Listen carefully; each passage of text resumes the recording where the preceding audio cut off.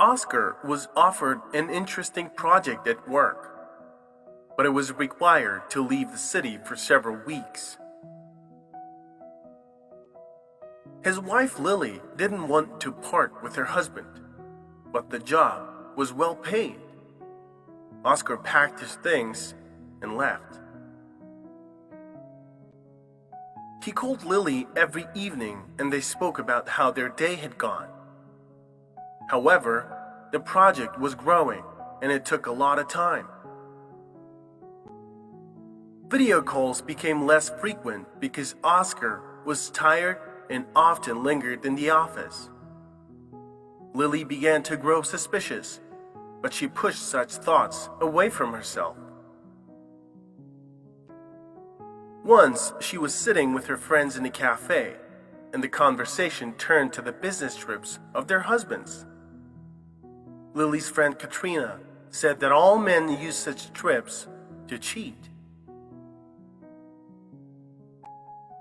"I know for sure that my husband has a mistress on such trips.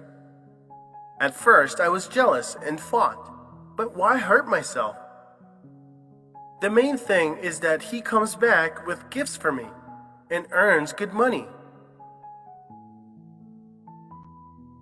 For Lily, Katrina's words came as a shock. She didn't want to put up with that. When she got home, she called Oscar, but he declined the call. Time passed. Lily couldn't calm down and kept calling her husband. After 10 calls, a message came from him that he was very busy and would call back as soon as he was free. So the day ended, then evening, and night came. Oscar never called. Lily cried all night.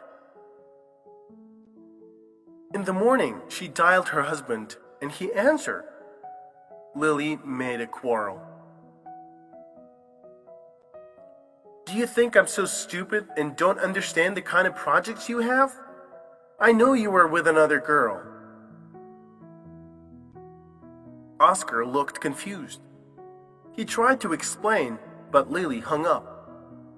They didn't speak for a week. Christmas was approaching, and Lily knew she would be left alone for the holiday. She was feeling bad, so she decided to go shopping. At the supermarket, she ran into the family of Oscar's colleague. Lily knew that this man was leaving on a business trip with her husband. But now he was in town, and that only confirmed her suspicions that her husband was cheating on her. Lily wanted to burst into tears right there. "Lily, hello. How are you? Hasn't Oscar arrived yet? I'm so glad that he's our leader. If not for his organization of work, we wouldn't have had time to return home for the holidays. You have the best husband. Give him many thanks." Lily was shocked by what she heard. She shouldn't have scolded her husband. He really worked hard. Lily returned home, went into the apartment, and saw her husband. He stood sad in the corridor with flowers and gifts. Lily apologized for giving in to silly suspicions. Oscar forgave her, and they never returned to the topic of trust again. They loved and trusted each other for the rest of their lives. Express your love and trust. Share this video.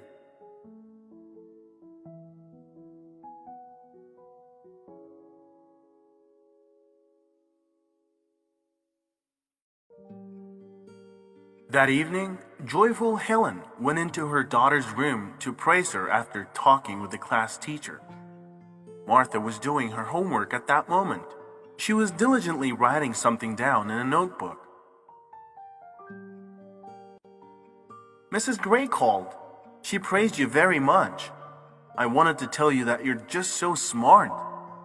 I'm very proud of you and happy to be your mother, Helen said. Martha thanked her mother for such words and said that she loved her very much too.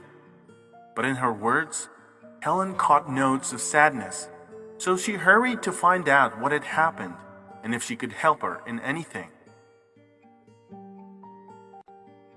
Martha said that her praise doesn't make her better and there is no use in it. She still remains the second best in the class, and this is a very bad result for her. And then she told her mother about Martin. This is a boy from the class who knows a lot more than she does, even though he pays less attention to his studies and sometimes comes in with no homework. Helen sighed sadly and then called her daughter out onto the terrace since the weather was fine outside. She asked Martha to look up at the sky and look at the stars that were directly above them. And then she asked to take a closer look at each of them and notice that there are bigger stars, smaller ones, that some shine brighter, others dimmer. There are those that generally seem to flicker and some disappear periodically. Then Helen asked Martha which of the stars she liked more. But Martha couldn't choose one or others, saying that they were all equally beautiful. Helen praised her daughter for her profound answer, and then asked her to imagine that the stars are people. They're all completely different, and it's impossible to find two absolutely identical people. Everyone has their own talents, their own advantages and disadvantages, and that's great. Some become doctors and save lives, others become engineers and build houses. Still others bake bread to keep people fed. Everyone does their own thing, and everyone is important. And if Martin does something better than you do, it doesn't mean that you're worse. It only means that you're better at something else. Martha thought about it and then thanked her mother. Now she knows that she's unique and has her own purpose in life. It doesn't matter what you do better than someone else. The main thing is that your talents are useful.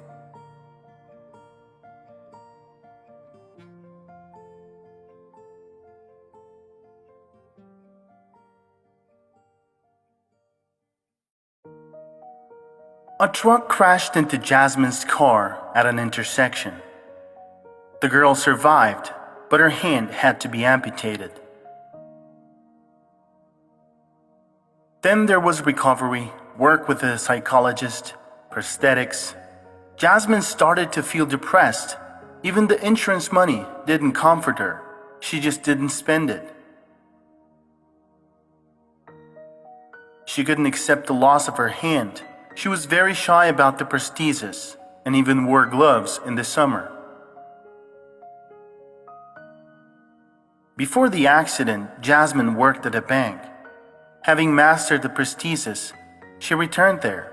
It was difficult and many clients were nervous when Jasmine took a long time to serve them. Jasmine was worried. She became withdrawn and unsociable. One day she was sitting on a park bench. Smiling people walked by, holding hands. This made Jasmine so unbearably sad that she burst into tears. And then someone handed her a napkin. Jasmine looked at the man in the tracksuit. He was still running in place and smiled. I think you've had enough pity for yourself. What happened cannot be changed. You're very beautiful, and even with such a hand, life goes on. Jasmine was outraged. She said the man was allowing too much for himself and asked how he knew about her hand. He replied that every day he jogs in this park and sees a sad girl.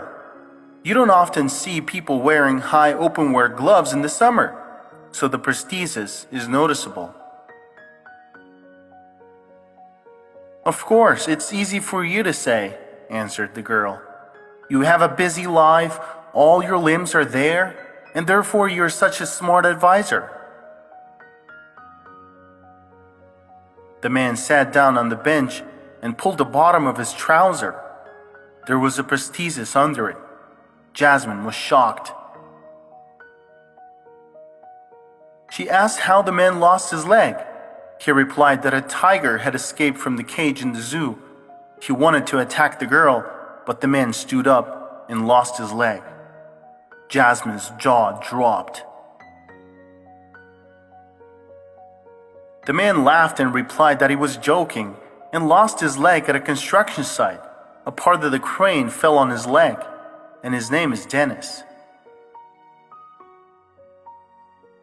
He said that one can feel sorry for themselves every day, and you can still learn to live a full and interesting life. And if Jasmine wants, he will teach her. Jasmine nodded. From that day on, her life changed. Dennis didn't let her get bored for a minute, and Jasmine got involved. She signed up for a gym and spent the insurance money on her coffee shop. She quit the bank and met a wonderful guy who was not afraid of her hand. Jasmine didn't notice how they began to set her as an example for people who got into a similar situation. She spoke at seminars and always ended them with a phrase that turned her life upside down. You can't change the wind, but you can always raise the sails and reach your goal. So never give up.